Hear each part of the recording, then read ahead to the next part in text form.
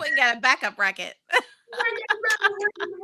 Yes, we went off to do that. Shakari Richardson, she beat Elaine Thompson in Yes. And nobody, and it was a pin drop, nobody. right? Everybody was Nobody. so quick to be all over Shakari last year. Yep. How she smelled baby, blah blah blah. Yeah, she comes back better than ever. She beat the world's fastest woman. Nobody Yep, talking sure about did. She did it like with that. baby hair popping, lip gloss Quieting the haters. shining. Got nails laid out Okay. like quieting the haters. We Right. got nothing to say now. Everybody's really quiet now. I'm like, okay, she's back on top. So it's cool, man. I like seeing track and field is always a fun thing to watch. It is. Yeah, it I love is. watching track and field or whatever. But yeah, I think that that kind of gives us a great transition to what we're going to talk about today with emotional intelligence. Right? Emotional intelligence. Mike was so quick to down Shakari and say all like just kind of go off top and say all kinds of shit to her and talk all kind of trash to her without even taking a second to breathe, to kind of like understand what's going on, to try to sympathize with her. Because no, we don't do that. We don't do that.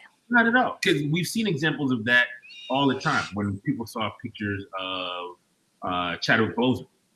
And everyone was just going off on how skinny he was. And yeah, he's on crack. He's on crack, all this stuff, right? But that was Black Twitter.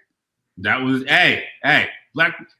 You can get it. Anybody can get it. Black Twitter don't care. Anybody can get it. You know. Come on, step up and get this ass whooping. Anybody can get it. Anybody can get it. So, like, emotional intelligence is defined as the ability to understand, use, and manage your own emotions in a positive way to relieve stress, communicate effectively, empathize with others, or overcome challenges and diffuse conflict.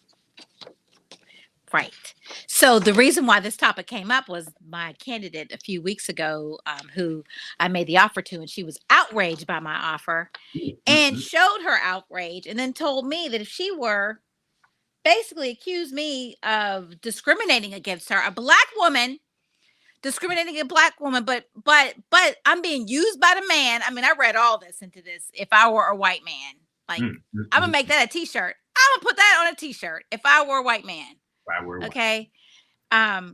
So yeah. So we're gonna talk about. So Shane just gave a great definition. So why is it important? So it helps. Emotional intelligence can be helpful when you are having difficult conversations and want to avoid hurting others' feelings, managing your emotions when feeling stressed or overwhelmed, improving the relationships with others, resolving conflict, coaching and motivating others, and then creating a collaborative environment. So there are 4 main attributes of emotional intelligence. Number 1 is self-management. Number 2 is self-awareness. Number 3 is social awareness. And number 4 is relationship management. So how to improve the emotional intelligence skills, like with self-management, the main component is successful. Let's see, hold on. It's being organized, maintaining a clear schedule and a healthy lifestyle are typically the first steps towards improving self-management. Another major component is the hold on, I'm reading, guys, is the ability to overcome stressful situations, and staying organized can help you keep focus on what you need to do. So you can improve your self-management by asking for constructive feedback, knowing your values.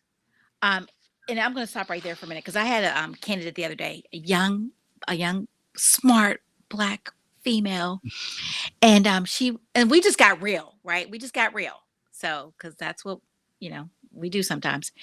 And she was saying how she was intimidated during a couple of her interviews. Like she was just intimidated, like. And I don't know the one person that she interviewed with, but I know the other person because I hired her. And so I was like, well, she's a bit stoic. I've heard she has a sense of humor. I have never seen it because she showed me she was in beast mode when she was dealing with me. And I said, but that's irrelevant, right? Irrelevant. Yeah, Irrelevant. Irrelevant. I'm like, Don. You just added an extra syllable. It sounded good. It sounded like it was like that. That is the word. It sounded like that was the word. Oh, I'm making stuff up. Irrelevant. Because any room, hypothetical, real room that you walk in, you're supposed to be there. You're there because you're supposed to be there. Right. And so nobody's better than you. You know what I mean? She might know more, but they're not bad. You're supposed to be there. So So anyway, so it's knowing your value. And I think a lot of us don't, like, we think we start off knowing our value, and then sometimes you get beaten up enough, and then you're questioning your value anyway. So learning new skills, holding yourself accountable, practicing being calm. Like, I've been breathing Oh, and breathing, because I found that I don't breathe a lot during the day. You know what I mean? Like, just deep like take deep sensory. cleansing. Like, breath is cleansing. Deep, like, I normally breathe very shallow, talk a lot, don't Yeah. breathe. And then breathing out, like when you breathe in, when you breathe out, make it longer than your breath in. So, and then set goals. So self-awareness, ways to improve your self-awareness or work on accepting your emotions. Look for challenges as opportunities, or looking at challenges as opportunities. Practicing your communication skills, recognizing that you have a choice in how you respond. Finding ways to manage difficult emotions. So the choice, yeah, that I always think it, like, I guess I and I think how this affects me, like this. I have this self-awareness, right?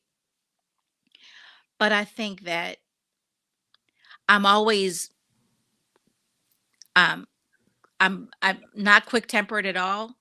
And I think in our work we have to be nice, you know what I mean? Hmm. To a fault, to everyone. It's like, you know what I mean? We're in such a service position where we serve others, um that it just, you bought it's I always say, it's either out or in, right? Yep.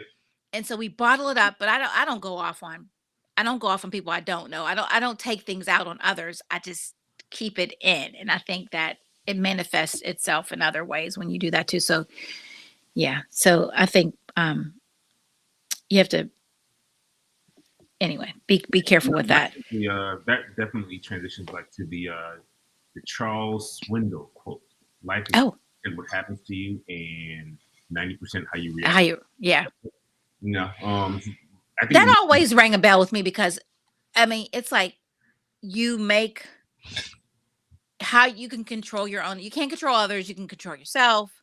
But and then if you make a mistake, or if you, like, there's repercussions of things that are fleeting, like long term so I'm always like so conscious about um how I'm perceived, which I can't control what right. people think about me. It's none of my business. But just wanting to be on point. So I think there's a flip side to that too. But definitely, you can control yourself. So, but the other day, when I was mad at Ariel about her messing up my thing, my cleaning lady, the lady that cleans my house, she's not my cleaning lady. I'm sorry, the woman with the cleaning service that comes to my house. I don't want to seem elitist, but I live with some messy folks and a dog, and I'm fighting a battle. And maybe I haven't raised my kids right, that they don't clean up after themselves, but I did. One of them does. Ariel does. But and my husband washes dishes. That's all he does. But he'll wash dishes a million times a day. So anyway, so when if I needed to change a week because I was out of town, she doesn't say I'll squeeze you next week. She puts me back in rotation. See you in 2 weeks, bitch. Basically, right? So she had to. She had something that she took off. So this woman works by herself, but she believes in self care. Okay, she goes on her hiking trips. She does what she needs to do, and she figures it out. And she's happy. She whistles while she works. So she's found That's the, my the point. key. Yeah. She's found the key to life, and she's excellent, right? So she had something come up, and so she had to push back. So she tells me she comes last week, and it's by this time it's been like three weeks, maybe no 4 weeks, because she had to push back, so made it 4 weeks. Yeah. It was ridiculous, or maybe 3 weeks, whatever. And so she tells me to get me back on track. To get me back on track, she will come last week and come this week, back to back. I was like, I ain't paying on it. So then when she says I'll be there tomorrow, I was like, are you charging me full price, or am I getting a discount? Because you just came last week. Well, I came last week because you left town. No, I left town, and then I suffered the consequences, right? You didn't do me any favors, right? But now I got to get you back on schedule. I was so mad. My texts, I think they were going to start to get curt, and I was like, okay, no worries. See you in 2 weeks. Have a great evening. Yeah. But hot under the collar. But I mean, usually you gotta learn to shut down, right? Emotional intelligence is heavy because you gotta learn how to just be like, sometimes you gotta bite the bullet. And I bite, but you know what it is? I bite the bullet. So I bit the bullet in half. I yeah, bite the bullet so much. I'm always putting myself in check. I feel that way about, being a husband. I think as for husbands, we gotta bite the bullet a lot because Get the it's always everything about that's our society. People say our society is patriarchal, but our society is built on catering to our wives, right? it is because Like my husband did not get that memo. that is Happy wife, happy life. He's yeah, like, nah. yeah. He's like, no. Are you not happy? Let me tell you what this for. He's gonna be in the accountability. He doesn't listen, so he will definitely be in the accountability corner later. That No, is. he's not. Some people are here for themselves. I feel like I always got to bite the bullet because I can argue. Like I really have no. We never argue. I will argue, and I realize that I don't want to argue sometimes. So I'll be like, No. I know I'm right, because I know I'm right. My wife will be like, nah, you said this. I'm like, I know I didn't say it. Oh. And I'll be like, The only person I argue with is my mother because she is feisty. So I don't argue with anybody else, but she's feisty. And you know how you can let it go, like you let stuff go with so many people. I just don't, and I try to let go with her, but then I'm like, geez, Louise. Yeah, me and my mom got into it yesterday.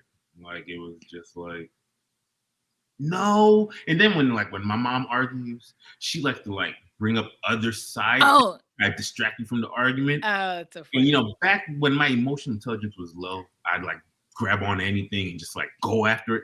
Right. I've super saiyaned up on my emotional intelligence. I've elevated.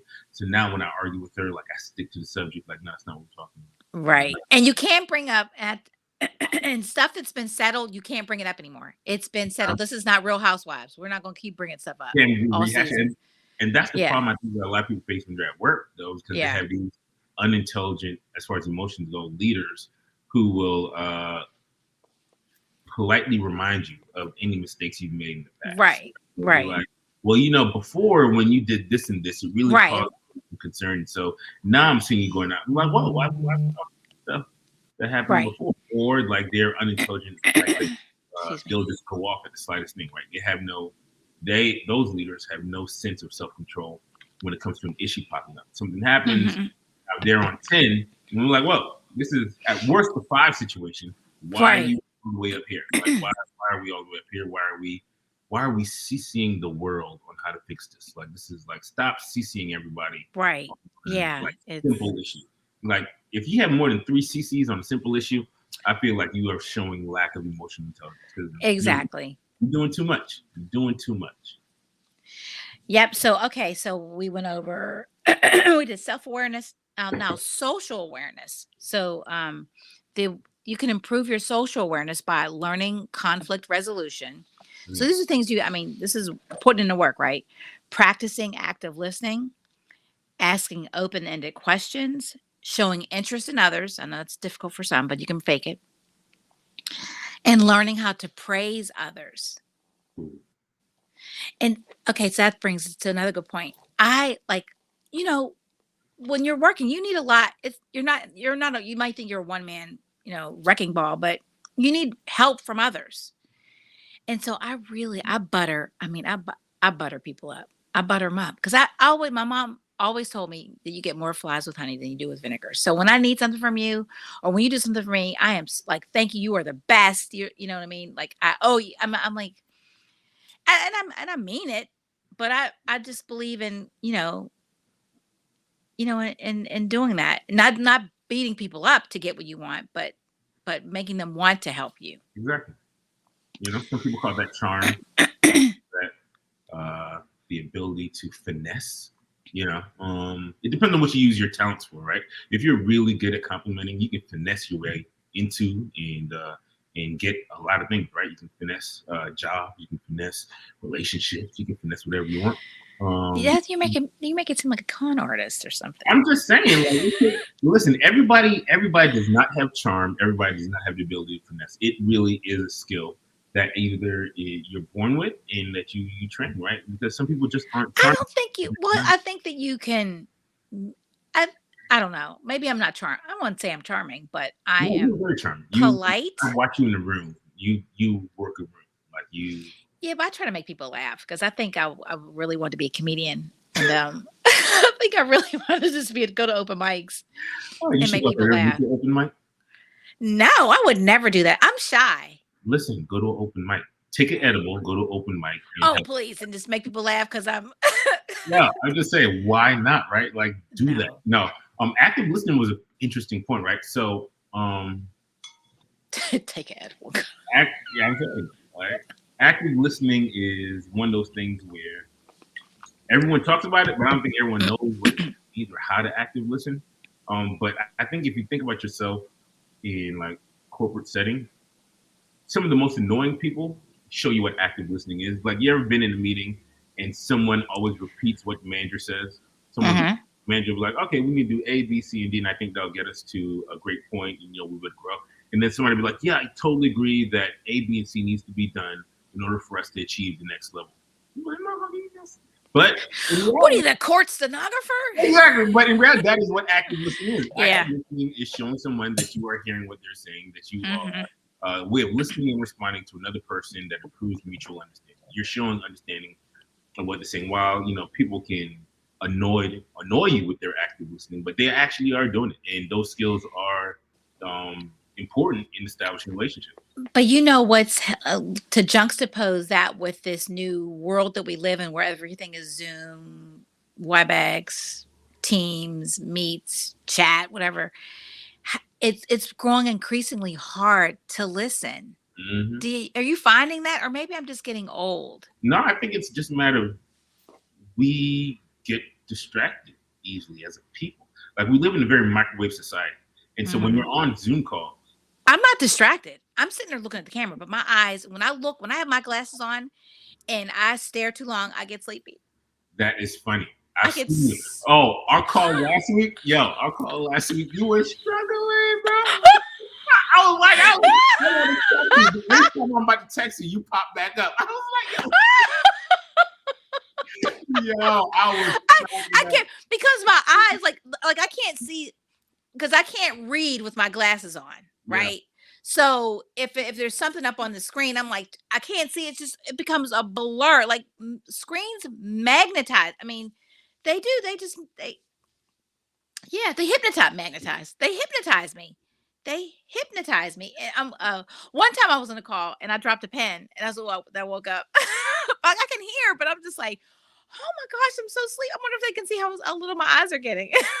Like, I'm so sleepy. You need to get some glasses with like a tint on, a slight tint. Or get with the fake eyes.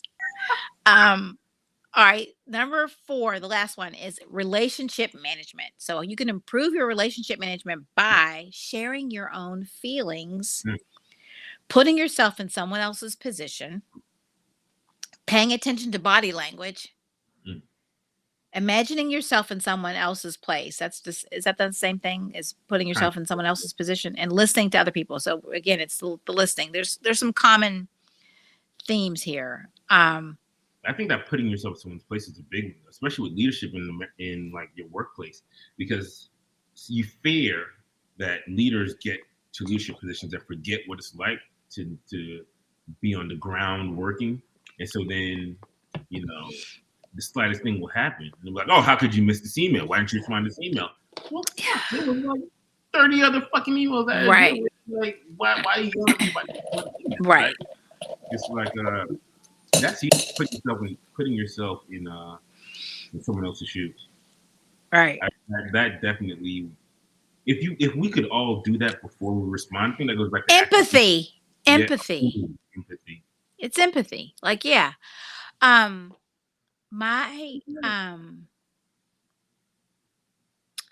My mom said that to me the other day. Like, can't you just put yourself in her shoes? And I was like, yes, but the thing is that because I am someone who's, I think, is a pleaser. I want to please people. I don't want people to be upset. That I take, you know what I mean? You just take a lot of stuff. And so here's the example. So my neighbor asked Ariel to get their mail while they were away. Did I tell you this? Yeah. So while I was away, like Ariel was collecting the mail in a white shopping bag, putting it on the dining room table away from everything else. My husband never throws anything away. I have to say that. So I left town. When I came back, and that during that span, the trash had come and he recycled the mail, and they had something in there, like a priority mail, a check from one of their clients. So I was like, if this needed to happen to anybody, like, like, oh God, I felt terrible. Ariel felt terrible. I let them know. Ariel let them know. Then I'm like, okay. My husband's like, oh my God. Like he was like, I feel bad. I'm like, you should. You need to look deep in your heart and find out why you threw that mail away. Did you think that mail was mine? Or like, did you not look in the bag? Like, I don't, and Ariel said priority mail thing. If he would have looked in it, was right on top. So anyway, they come back, give him their mail. Next day I get a call and I'm thinking, oh, don't tell me somebody cashed this check. Like, because she was going to call, she called her client, tell them to stop payment on the check. And she calls and tells me that it was $30 for the client to stop payment on the check. And I said, okay, sure. I can send you Venmo or, PayPal, whatever, or bring it down to you, whatever. She says, no, just pay Ariel. And I was like, okay. Oh, promise me you're going to pay Ariel. I'm like, I will pay her. So I was like, Ariel, I owe you $30. So now I got to pay. Right? Why is your husband paying $30? Oh, I didn't even tell him. But I really see it. But I really see us as one. You know what I mean? Like, yo, you need to run Ariel her $30. I don't see that as I see this as one household. So if one person buys a $5,000 bike, basically the other person bought it. You know what I mean? doubt. But I still want you to do it, though. I still want it all come out. Oh, that would not have made me feel any better. Now, you know what would make me feel better? If I didn't know about it. If he handled it, if he was the one that got the text or had to have the call instead of me, that would make me feel better. Because now I'm like, I have apologized profusely. Yeah. And no good deed will go unpunished. And so so I was annoyed. My mom's like, why can't you see their way? I'm like, I do see their way, but it's fucking mail. Yeah. I got hella mail. Excuse me, like, it's mail. It's not the end of the world. It's mail. It is not the end of the world. Like, and that, if that's what triggers you, mail triggers you, then damn. Was she in her feelings? Was she loud about it? Oh no. No, she wasn't. But I'm just saying, you know what I mean? I'm getting red basically because of the mail. Like now maybe these are feelings that I'm feeling like, oh, I'm incompetent because we can't handle mail. But see, and like, if that was me, like I was like, Shane, can you get my mail? And you're like, oh my gosh, we accidentally, shit happens. Yeah, shit happens. Shit happens. Yeah. It happens. And so maybe I'm just too, I don't know. I don't know if it's me, but I'm totally empathetic, but a lot of times and maybe here's where I'm wrong, is that if I don't think it's a big deal because there's so many other big deals in the world, I think that you shouldn't either. So maybe that's wrong. Ooh, that's my issue too. My wife is that she was like, yo, you think everybody should react to stuff the way you react. And if you don't think it's a big deal, then it's not a big deal. I'm like, but to me, it's not a big deal. Like I'm not tripping.